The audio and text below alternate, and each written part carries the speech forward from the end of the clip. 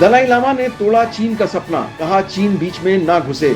दलाई लामा आज धर्मशाला के मैक्लोडगंज में तिब्बत बौद्ध धर्म के नए सर्वोच्च आध्यात्मिक गुरु के नाम का ऐलान कर सकते हैं, जो उनके बाद उनका उत्तराधिकारी होगा।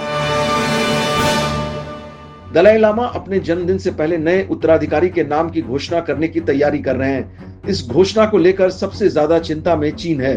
दरअसल चीन लंबे समय से इसमें हस्तक्षेप करने की कोशिश कर रहा था। साथ ही चीन दलाई लामा के उत्तराधिकारी की नियुक्ति की फिराक में था, ताकि दलाई लामा की मौत के बाद जो भी नया दलाई लामा बने वो चीन के कहे अनुसार चले। लेकिन दलाई लामा ने दो टूक शब्दों में ये साफ कर दिया है कि उनका उत्तराधिकारी चीन के बाहर का कोई व्यक्ति होगा।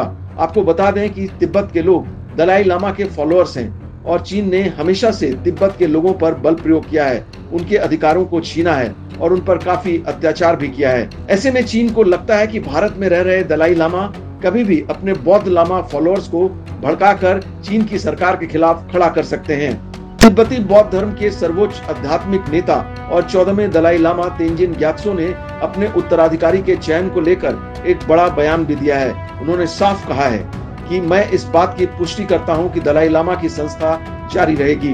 मैं इस बात को दोहराता हूं कि गादेन फोडरंग ट्रस्ट को भविष्य के पुनर्जन्म को मान्यता देने का एकमात्र अधिकार है। उनकी मृत्यु के बाद उनके उत्तराधिकारी का चयन तिब्बती बौद्ध परंपराओं के अनुसार होगा। किसी और को इस मामले में हस्तक्षेप करने का कोई अधिकार नहीं है। 6 जुलाई को दलाई लामा अपना 90वां जन्मदिन मनाने जा रहे हैं। उन्होंने अपनी नई किताब वॉइस फॉर द वॉइसलेस में लिखा है कि उनका अगला अवतार चीन के बाहर स्वतंत्र दुनिया में होगा। हो सकता है वो भारत में हो या फिर कोई ऐसे देश में जहां बौद्ध धर्म की स्वतंत्रता बनी हुई है। अपनी किताब में उन्होंने लिखा है कि पुनर्जन्म का उद्देश्य मेरे कार्य को आगे बढ़ाना है, इसलिए नया दलाई लामा एक स्वतंत्र विश्व में जन्म लेगा ताकि वह तिब्बती बौद्ध धर्म का नेतृत्व और तिब्बती लोगों की आकांक्षाओं का प्रतीक बन सके। चीन ने दलाई लामा के इस बयान को तुरंत खारिज कर दिया, लेकिन दलाई लामा ने अपनी बात पर जोर डालते हुए कहा कि उनके उत्तराधिकारी की खोज और पहचान की जिम्मेदारी फोडरंग फाउंडेशन की होगी। दलाई लामा ने अपने फॉलोअर्स से आग्रह किया है कि वो किसी भी ऐसे उम्मीदवार को स्वीकार ना करें जिसे चीन की तरफ से नियुक्त किया जाएगा, क्योंकि ये तिब्बतियन रिलीजियस ऑटोनॉमी के खिलाफ होगा।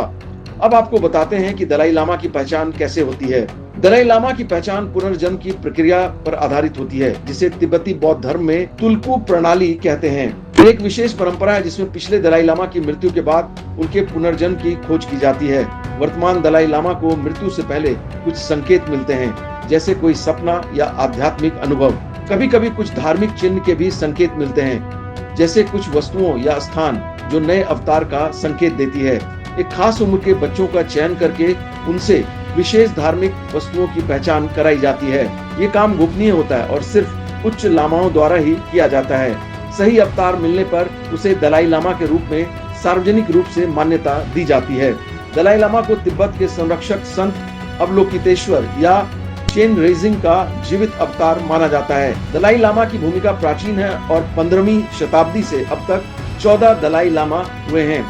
न्यू दिल्ली पोस्ट की रिपोर्ट। जय हिंद।